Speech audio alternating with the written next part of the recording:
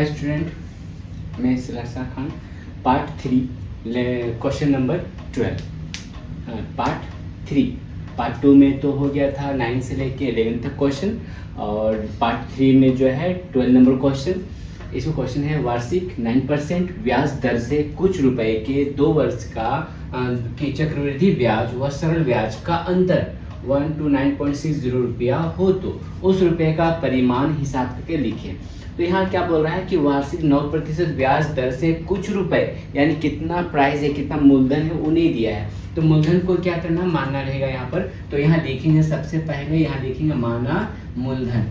माना मूलधन यानी कि प्राइस कितना दे दी, मानेंगे यहाँ पर x कर दे रहे हैं। देखिए माना मूलधन जो है x है, और यहाँ दर है, तो यहाँ दर कितना हो जा रहा है 9%, यानी कि दर को r बोला जाता है, जो 9% दिया हुआ है। और समय यहाँ पर ही है समय यानी कि n, यहाँ पे दे दिया है कितना, 2 वर्ष दिया हुआ है। अब यहाँ पे क्या है कि सरल ब्याज और चक्रवृद्धि ब्याज और सरल ब्याज का अंतर दिया है। तो यहाँ पे लिख देना है चक्रवृद्धि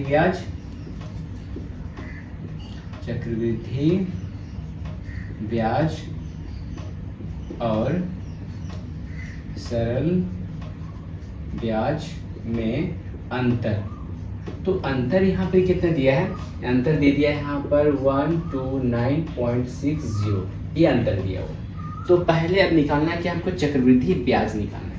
तो यहाँ पे क्या करना है, चक्रवृद्धि ब्याज, सिंपल, सब प्रोसेस एक ही है, यानी चक्रवृद्धि ब्याज का फार्मूला क्या होता है मालूम है, यानी कि P1 + R/100 और यहाँ N-P, यही है चक्रवृद्धि ब्याज का फार्मूला।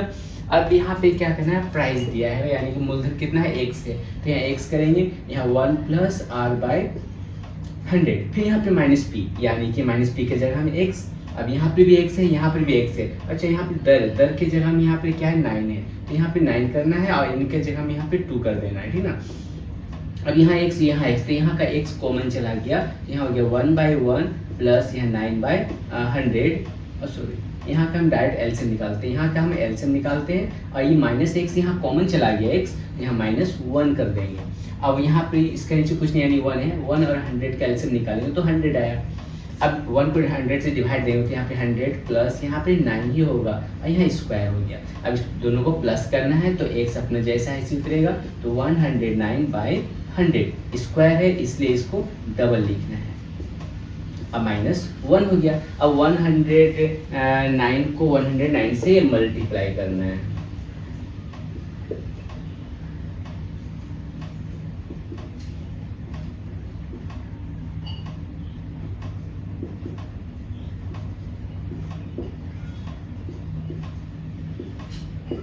ठीक, इतना है। अब इसको हम यहाँ पे क्या किए, x तो अपने जगह में जैसा ऐसे रहेगा, और 109 को 109 से मल्टीप्लाई किए तो 11881, और 100 को मल्टीप्लाई करेंगे तो इतना आ गया -1/1। अब इसका एलसीएम निकालना है, तो यहाँ पर हम क्या करना है, इसका एलसीएम निकालेंगे तो यहाँ पर हो जाएगा इतना है। अब यहाँ पर क्या करेंगे, यहाँ पे 11881 माइनस, यहाँ पे 1000। अब इसको माइनस करेंगे तो क्या हो जाएगा, 1881, x को लास्ट में कर देना है, और नीचे में इसी तरह ये हो गया। तो यहाँ पर इसको इतना छोड़ देना है, चक्रवृद्धि ब्याज इतना ही रहेगा। अब निकालना है चक्रवृद्धि ब्याज का बाद बोल रहा है सरल ब्याज निकालना, तो यहाँ पे लिखेंगे सरल ब्याज। अब यहाँ लिखना है सरल ब्याज, तो सरल ब्याज का फार्मूला मालूम है, मूलधन गुना दर गुना और यहाँ समय बाय यहाँ पर ही 100 हो जाएगा। तो यहाँ मूलधन कितना है, मूलधन तो ही है x जो माने थे, x हो गया, और दर हो गया 9, और समय हो गया यहाँ पे 2, और बटन यहाँ पर x हो जाएगा। ऊपर नीचे कट हो रहा, अब नहीं कट होगा, तो क्या होगा 9x/50 हो गया। अब यहाँ पे क्या बोल रहा कि चक्रवृद्धि ब्याज और सरल ब्याज का अंतर, तो अंतर का यानी कि ये दोनों के आंसर को आपस में माइनस कर देना है। तो अंतर यानी यहाँ पे करना है अकॉर्डिंग टू क्वेश्चन, यानी कि प्रश्न से यहाँ पे करना 1881x/000। अब माइनस अंतर यानी -9x/50 इक्वल में अंतर में दे दिया है 129.60, यहाँ का पॉइंट हटा देंगे तो यहाँ पे 100 ऐसी की तरह आ गया। अभी क्या करना है, इसका एलसीएम निकाल लेंगे। इसका एलसीएम निकालेंगे तो क्या आएगा, 0 0 हट गया, 200, यानी कि पूरा एलसीएम जो है इतना ही आ जाएगा, 10,000 है ना, 10,000 आया। अब इसको इससे डिवाइड देंगे तो 1 आया, 1 को इसे मल्टीप्लाई कर देंगे तो यहाँ पे 1881 x आ गया माइनस। अब 50 को इससे डिवाइड देंगे तो यहाँ पे हो जाएगा 200 को 9 से इंटू करेंगे तो 1800 x इक्वल में जैसा ऐसे उतरेगा 12960 ओके। अब ये दोनों को माइनस करना है, ये दोनों को माइनस करेंगे तो हो जाएगा 81x बाई 1000 इक्वल में 12960 बाई 100। अब यहाँ पे क्या करें, 100 यहाँ 2 00 को कट कर देते हैं। अब क्रॉस मल्टीप्लाई करके 81x को 1 से इंटू करेंगे तो 81x इधर से मल्टीप्लाई करेंगे तो 12960 और 00 यहाँ पे कर देंगे, मल्टीप्लाई हो गया। अब x को हम इसी साइड छोड़ देना है तो 1296000 बाई 81 कितना बार में कट होगा ये,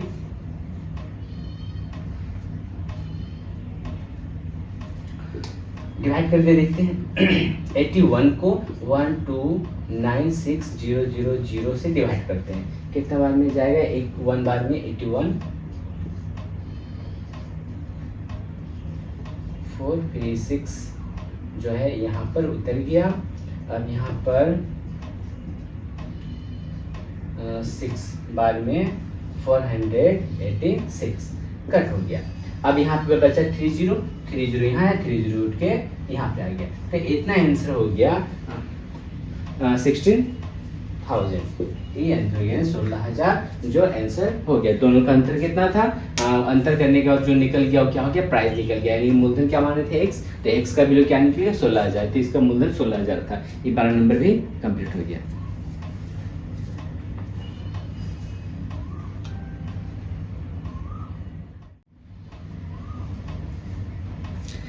नेक्स्ट क्वेश्चन 30 नंबर क्वेश्चन को सॉल्व करते हैं। तब तक इसे जो है मिटाते हैं यहाँ पर, और यहाँ पर भी। तो 30 नंबर क्वेश्चन यहाँ पे क्या है, यदि वार्षिक 10% ब्याज दर से कुछ रुपए के, यानी मूलधन इसमें भी नहीं दिया है, रुपए के 3 वर्ष के चक्रवृद्धि ब्याज व सरल ब्याज का अंतर 930 रुपया हो तो उस रुपए का परिमाण हिसाब करके लिखिए। तो यहाँ लिखना है मानव मूलधन कितना है मालूम नहीं, x मान लेंगे, दर यानी कि दर यहाँ पे दे दिया है 10%, तो यहाँ लिखेंगे 10%, समय दे दिया यहाँ पर 3 इयर्स यानी कि 3 वर्ष, और चक्रवृद्धि ब्याज और सरल ब्याज में अंतर दे दिया है यहाँ पे 930। यही क्वेश्चन है, तो इसमें भी निकालना है कि हमको चक्रवृद्धि ब्याज निकालना है। तो यहाँ लिखेंगे चक्रवृद्धि ब्याज। तो चक्रवृद्धि ब्याज का फार्मूला P1 + R/100n-P। तो चक्रवृद्धि ब्याज का हो गया। अब दोनों को सॉल्व करना है। चक्रवृद्धि ब्याज यानी कि वैल्यू को बैठाना है, P यानी कि x है, और 1/1 + R यानी कि दर कितना है 10/100, और यहाँ n के जगह में क्यूब माइनस यहाँ x हो गया। तो यहाँ पे क्या करते हैं कि 1 0 कट कर देते हैं, 1/10 हो गया इसका मतलब। अब यहाँ पे क्या है, x कॉमन चला गया, तो यहाँ क्या हो, इसका एलसीएम निकाल देते हैं। 0 0 खत्म यानी 10 बचे हैं, तो यहाँ 10 लिख देना है। यहाँ 10 लिखे तो यहाँ पे क्या है 10 प्लस यहाँ पे 10 यानी कि यहाँ 1 आ जाएगा, और यहाँ माइनस क्यूब अपने इसी तरह माइनस यानी कि 1 हो जाएगा। अब ये दोनों को हम प्लस करेंगे तो यहाँ x यहाँ हो जाएगा 11/10, क्यूब है यानी कि 3 टाइम्स को लिखेंगे, 11/10 और 11/10 और -1 है। अब इसको मल्टीप्लाई करेंगे, x अपने इसी तरह उतर गया, 11 को मल्टीप्लाई करेंगे तो 121 को 11 से गुना करना है, 2 1 यहाँ पर हो गया 1 2 1 यानी कि 1 3 3 1 यानी कि 11 को मल्टीप्लाई करेंगे तो 1 3 3 1 और 10 10 10 मिलके 1 3 0 -1/1। अब इसको सॉल्व करना है, यहाँ पे माइनस करेंगे इसको, जिससे x अपना इसी उतर गया, इसको माइनस करेंगे तो यहाँ 1000, तो यहाँ हो जाएगा 1 3 3 1 -1 0 0 0। अब इसको माइनस करेंगे तो यहाँ हो जाएगा 3 3 1 x/1000, इतना हो गया। तो इसको भी इसी तरह छोड़ देना है। अब निकालना है कि हमको सरल ब्याज, तो यहाँ सरल ब्याज को भी यूज करना है, निकालना फार्मूला सरल ब्याज। मूलधन गुना दर गुना समय बाय यहाँ पर ही 100 हो जाएगा। तो यहाँ देखना है मूलधन क्या है, x ही है, x इंटू दर हो जा रहा है 10%, तो 10% और समय हो जा रहा है 3 वर्ष यानी कि 3 बाय 100। अब यहाँ से एक जीरो कट हो गया, यानी कि अब यहाँ पे कितना आया 3x बाय 10 हो गया। अब इसमें भी उसी तरह बोल रहा है कि चक्रवृद्धि ब्याज और सरल ब्याज में अंतर क्या है, 930 है। तो यहाँ पे लिखेंगे चक्रवृद्धि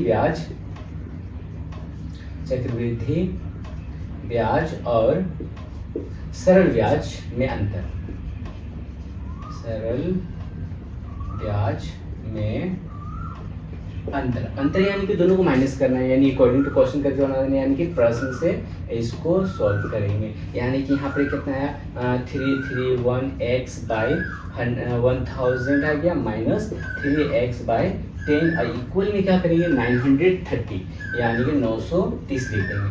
इसका एलसीएम निकालेंगे तो 1000 आया, डिवाइड देंगे तो यहाँ हो जाएगा 331x माइनस यहाँ हो जाएगा 300x और यहाँ 930 के नीचे कुछ नहीं 1, दोनों को माइनस करेंगे तो यहाँ हो जाएगा 31x और बाय में हो जाएगा आई इक्वल यहाँ 930 बाई 1, क्रॉस मल्टीप्लाई करेंगे इसको तो 31x इक्वल इधर से मल्टीप्लाई करेंगे 930 और 30 यहाँ पे बढ़ गया। अब यहाँ पे x का वैल्यू निकालें, x को हम ऐसा छोड़ देंगे 40 और नीचे में 31। अब 31 के टेबल में 93 कितना बार में आता है